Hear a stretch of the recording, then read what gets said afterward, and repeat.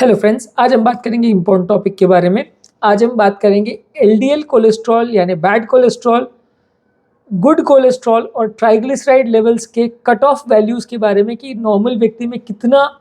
होना चाहिए, ये तब आपको हेल्दी माना जाएगा। ये काफ़ी ज़्यादा कॉमन क्वेश्चन है जो कि ज़्यादातर लोग हमसे पूछते हैं कि सर मेरा इतना है तो मुझे दवा लेनी है कि नहीं लेनी है, मेरे को ये रिस्क फैक्टर है तो मेरे को लेना चाहिए कि नहीं लेना चाहिए, क्या मेरे को 130 एलडीएल है तो क्या दवा की ज़रूरत है कि नहीं, 180 है तो क्या करूं, कितने पे आके मैं दवा बंद कर सकता हूं। तो आज उसको डिस्कशन को मेन करने के लिए ये वीडियो कर रहे हैं, जिसमें हम डिस्कस करेंगे आपसे कि ज़्यादातर हर तरह के जो कोलेस्ट्रॉल्स हैं यानी कि एलडीएल, एचडीएल और ट्राइग्लिसराइड, जो तीन मेन इंपॉर्टेंट तरह के कोलेस्ट्रॉल है, उनके क्या कट ऑफ वैल्यूज़ हैं जो आपको मेंटेन करने चाहिए। टॉपिक पर जाने से पहले रिक्वेस्ट करूँगा कि जो लोग भी हमारे चैनल पर नए हैं हमारे चैनल को सब्सक्राइब करें। ऐसा करने से चैनल को कंटिन्यू करने के लिए हमें मोटिवेशन और इंस्पिरेशन मिलती है। सबसे पहले बात करेंगे कि एलडीएल यानी बैड कोलेस्ट्रॉल के बारे में। अगर किसी व्यक्ति को ऑलरेडी हार्ट का प्रॉब्लम है यानी कि एस्टैब्लिश कार्डियोवैस्कुलर प्रॉब्लम है, ऑलरेडी हार्ट अटैक आ चुका है, पहले स्टेंट हो चुका है, पहले बाईपास हो चुका है या पहले ब्लॉकेज डिटेक्ट हो चुका है, भले वो ब्लॉकेज 30-50% का ही ब्लॉकेज क्यों ना हो, अगर ब्लॉकेज डिटेक्ट हो चुका है तो वैसे लोग को आपका एलडीएल का कट ऑफ 70 मिलीग्राम्स पर डेसीलीटर रखना चाहिए, यानी 70 मिलीग्राम पर डेसीलीटर से कम उनको एलडीएल मेंटेन करना होगा अगर उनका cholesterol levels high risk category में आता है जिसमें वो ऑलरेडी हार्ट के पेशेंट्स हैं। तो उससे ज़्यादा अगर होता है तो दोबारा हार्ट अटैक आने का चांस बढ़ सकता है, ऐसा स्टडीज़ ने शो किया है। इसके अलावा अगर कोई बहुत हाई रिस्क फैक्टर्स है जिसमें कि ऑलरेडी हार्ट डिजीज़ तो नहीं है, लेकिन अगर हाई रिस्क फैक्टर्स है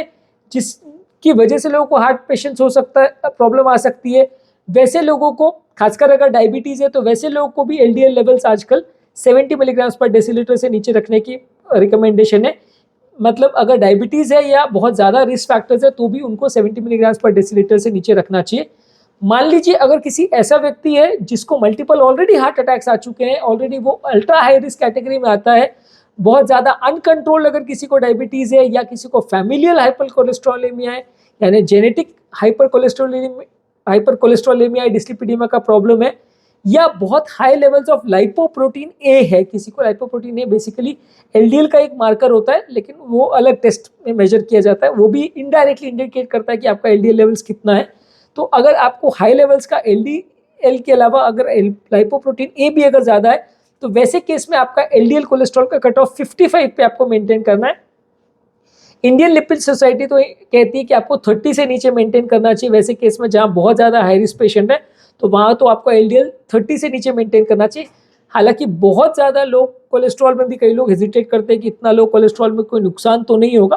पर यूजली ऐसा कोई स्टडी तो नहीं है जो शो करती है कि बहुत ज़्यादा लो अगर कोलेस्ट्रॉल हो तो पेशेंट को प्रॉब्लम्स आती है। लोग इसलिए वरी करते हैं कि भाई मेरा सेल मेम्ब्रेन नहीं बनेगा, मेरे हार्मोन्स नहीं बनेंगे, विटामिन डी बनना बंद हो जाएगा, पर यूजली ऐसा नहीं है क्योंकि इसमें कोई भी स्टडी ऐसा शो नहीं करती है कि ये सारी चीज़ें, अगर कोलेस्ट्रॉल लेवल्स बहुत कम हो जाएगा तो लोगों को डिफिशियंसी डिसऑर्डर क्रिएट हो जाएगा, ऐसा यूजली नहीं होता है। इसके अलावा अगर किसी व्यक्ति को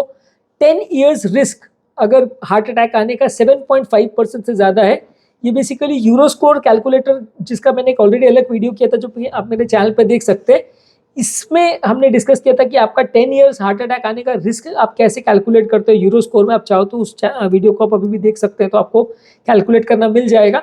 अगर आपको ये रिस्क 7.5% से ज़्यादा है या किसी व्यक्ति को अगर मल्टीपल रिस्क फैक्टर्स है जैसे कि उम्र ज़्यादा है, स्मोकिंग करता है, हाई ब्लड प्रेशर है, family history of heart problem है, तो वैसे लोगों को आपको एलडीएल कोलेस्ट्रॉल 100 से नीचे मेंटेन करना अनिवार्य है। चाहे आप दवा से मेंटेन करें या डाइट एक्सरसाइज से मेंटेन करें, आपको ये कट ऑफ एलडीएल लेवल के मेंटेन करने हैं तो आपके लिए अच्छा माना जाएगा। अब बात आती है ट्राइग्लिसराइड लेवल्स की।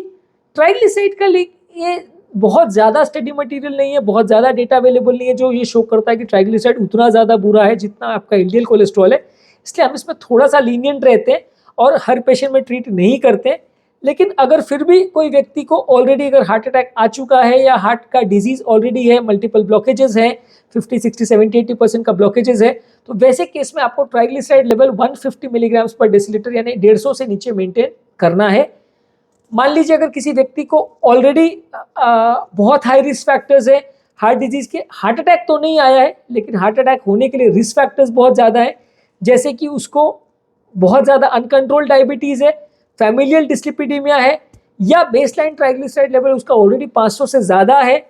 या उस व्यक्ति को मल्टीपल हार्ट अटैक्स ऑलरेडी अगर आ गए, तो वैसे में आपको ट्राइग्लिसराइड 100 से नीचे मेंटेन करना चाहिए। यानी बहुत ज़्यादा हाई रिस्क फैक्टर्स जिसमें या बहुत ज़्यादा जान का खतरा जिस व्यक्ति को है उसमें आपको 100 से नीचे मेंटेन करना है। डायबिटीज़ अगर आपको है और वो प्रॉपरली अगर कंट्रोल्ड है तो आपका कोलेस्ट्रॉल का लेवल्स आपको 70 से नीचे एलडीएल मेंटेन करना है, तो वहीं ट्राइग्लिसराइड का लेवल आपको 150 मेंटेन करना है। यानी कि हार्ट डिजीज अगर है और डायबिटीज़ है तो ये दोनों सेम कैटेगरी में आएगा, दोनों में 150 मेंटेन करना है। इससे भी ज़्यादा रिस्की जो लोग हैं जिनको बहुत ज़्यादा अनकंट्रोल्ड डायबिटीज़ है, फैमिलियल डिस्लिपिडीमिया है, मल्टीपल हार्ट अटैक्स आ चुके हैं, बहुत हाई लेवल्स ऑफ ट्राइग्लिसराइड्स है बेसलाइन पे, तो उनको 150 के बदले 100 का कट ऑफ दिया गया है। इसके अलावा अगर आप यूरो स्कोर कैलकुलेट करते हैं तो यूरो स्कोर में अगर आपका 10 साल में हार्ट अटैक आने का रिस्क 7.5% से ज़्यादा है, ये उसके हाई रिस्क कैटेगरी ग्रुप में आता है कि जिसमें 7.5% से ज़्यादा